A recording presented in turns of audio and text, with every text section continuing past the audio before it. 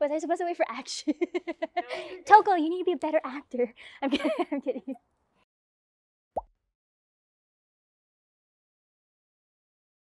Hey everyone, my name is Nina Sereno and I'm one of the Culture Night coordinators for Arise. And today I'll be answering some questions. Oh wow, okay, what was it like growing up as an Asian American?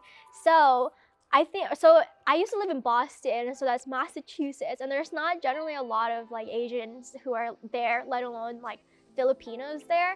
So I think when I was younger, I was actually just more drawn to even people who had dark hair because I felt like that there was like a lack of connection with the other people around me. But when I moved to Las Vegas, Nevada, I encountered a lot of Filipinos and it made me feel a little bit more comfortable. At least I could have more introductions to different types of like cuisines or like in like the Asian like hemisphere, and then just a lot of different people who can relate to me. Now moving here to Orange County, it's crazy because it's like there's a lot of Asians too where I'm at. A lot of the friends that I met at school, they were probably the first ones who introduced me to boba too, and like milk tea, and I was just obsessed with it ever since I came here.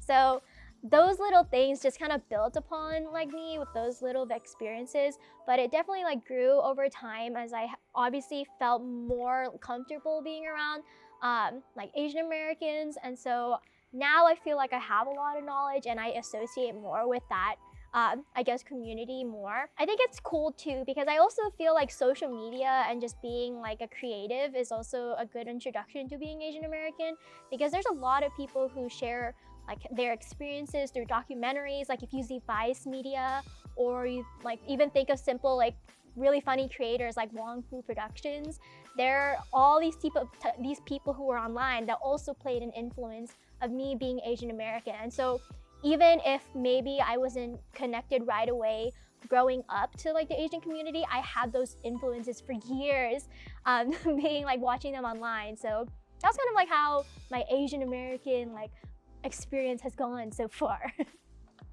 Well, why did you decide to become one of the CN directors for CSUF? Well, my friend in Kubo is a great influence on my life. but I was in her show last year technically, but then we couldn't perform it. So I wanted to be able to help her this year.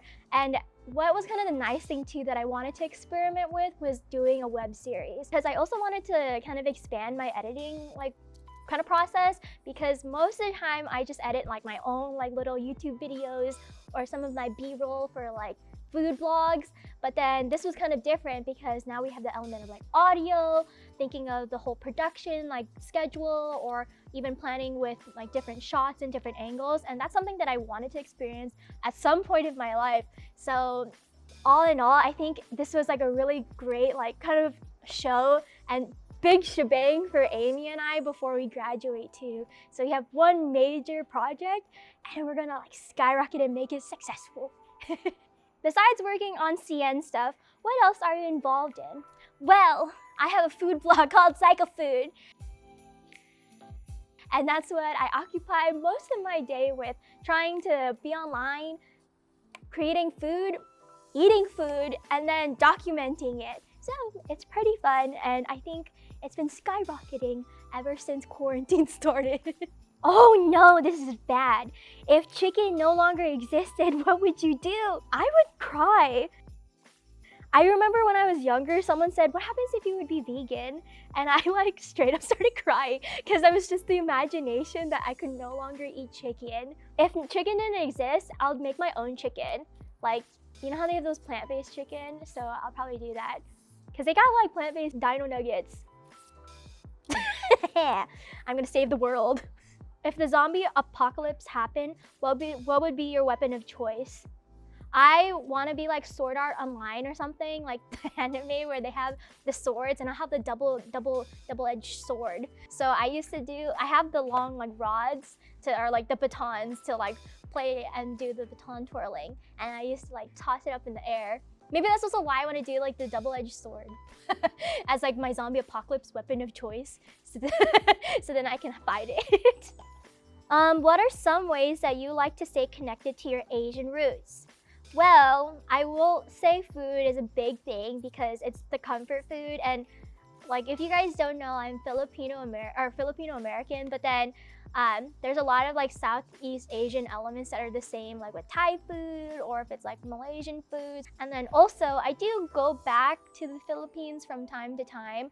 And I think being there kind of makes me a little bit more like knowledgeable at least and feel more like involved in my culture, because it is kind of hard being here in America and you're not like surrounded by like the people that like your heritage and stuff. But also I would say like Filipino shows, like the teleseries, they're very like dramatic and it's really too much sometimes. Like it's like people slap each other, but it's like 2 seconds later when they turn their head or something. But yeah, I think that's what brings me back to my roots. Well, I gotta sneeze. Thank you. Okay. What is one of the most Asian things you do? I am very sensitive but competitive when it comes to paying people back. But Amy and I, like, we fight to try to pay each other back. And it got so bad, like when we first started college, like we would hide like money in like envelopes and then we somehow slip it into their bag during the day, or like we hide it in their locker. Or I used to do that to Amy. I hide it in her locker.